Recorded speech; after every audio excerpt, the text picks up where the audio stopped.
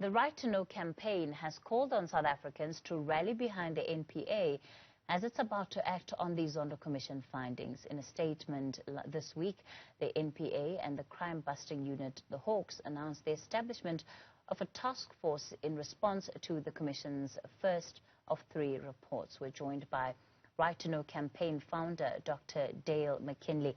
Dr. McKinley, good evening to you. Thanks for your time. Before we get into just how the NPA can be best supported to ensure the best outcomes, and as far as these investigations are concerned, we must take a moment to acknowledge that there have been failures on the part of the NPA that have perhaps exacerbated the situation we're in today. Absolutely. That is, we cannot deny that. There has been a litany of disappointments, of frustrations over the last many years.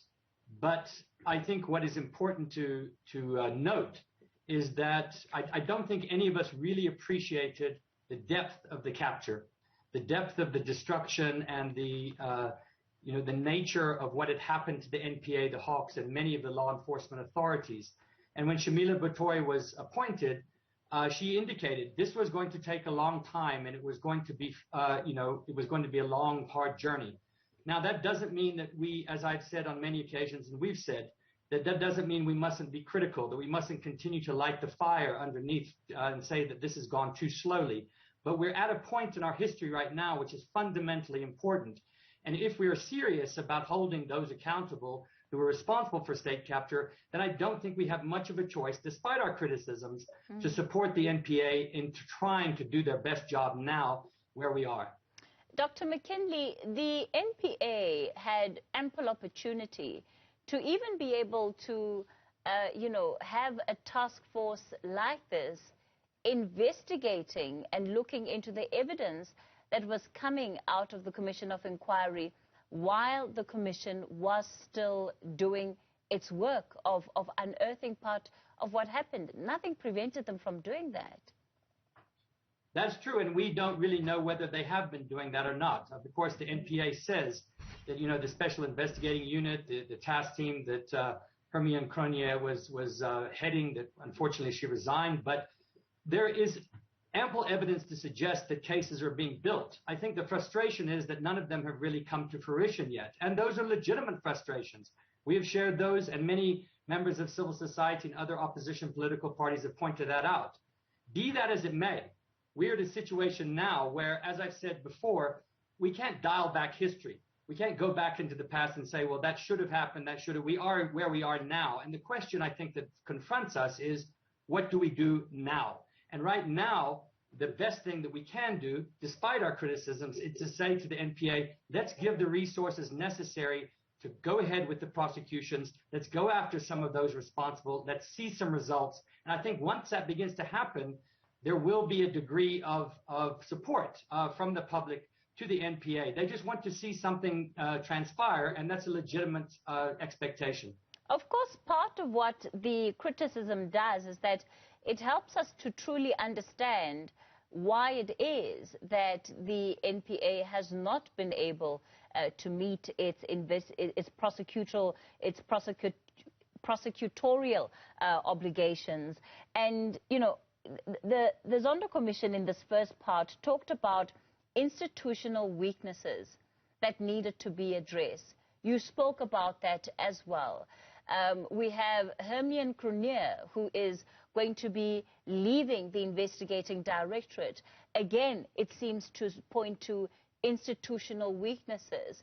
At this point, do we have the kind of transparency that we need to be assured of the fact that the NPA is getting stronger and not weaker by the day? Well, I think we certainly could have more, should we say, transparency in terms of saying, look, we're experiencing these difficulties.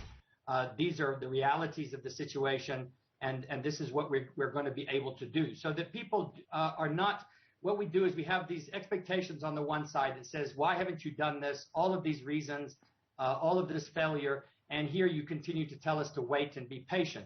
And I think if Shamila Batoy and others would say, listen, take the public into their confidence and say, this is the reality of the situation, some people would still obviously not believe them or be critical, but I think many people would say, okay, well, let's see some of those results. Now, here's the catch, is that in the context of where we are right now with the Zondo Commission report, the first part of the report coming out and the second and third still to come out, we're going to have a lot of different cases and a lot of potential cases there. The question, what the NPA should say is, these are our priority cases. These are the ones that we're going to pursue. This is when we're going to pursue them, and this is how we're going to pursue them. If they do that, even if there are certain delays and if there are certain problems, I think it would make the trajectory and people's understanding much more accepting of those weaknesses, those institutional failures. But if they don't do that and they just sort of wait there and people sort of then, it provides that space for more doubt, more factional fighting, more conflict. And I think that's a crucial point to be made. Let's talk then about how the NPA can be best supported going forward. And I suppose it really is from, you know, a wide range of actors in society. Yeah, well, first of all, as you noted in the statement, the NPA has said that they would seek outside assistance if necessary. Now, that's a tricky terrain, but the one area which I don't think would be too controversial and I think would be of a great assistance to the NPA, given these institutional weaknesses, given the decapacitation, and by the way, we must talk about the fact that in all of these last 2 or 3 years, when the NPA was being loaded with these cases and not being, according to themselves, able to pursue some of them, their budgets were being cut at the same time.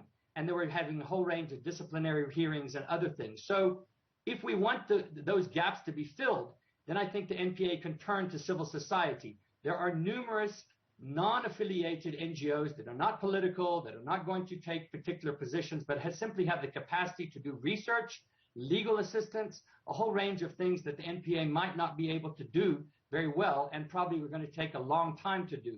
So let them do that. Let also, Cyril Ramaphosa as our president and the executive must put their money where their mouth is. They must put proper financial and human resources now into the NPA and into the Hawks and say, we're going to reclaim that lost ground, even though it's going to take some time. If you cannot say, we expect you to do something, and then you take away the very means by which they're going to do that. Dr. Dale McKinley is the founder of the Right2Know Campaign. Thank you for your time tonight on News at Prime.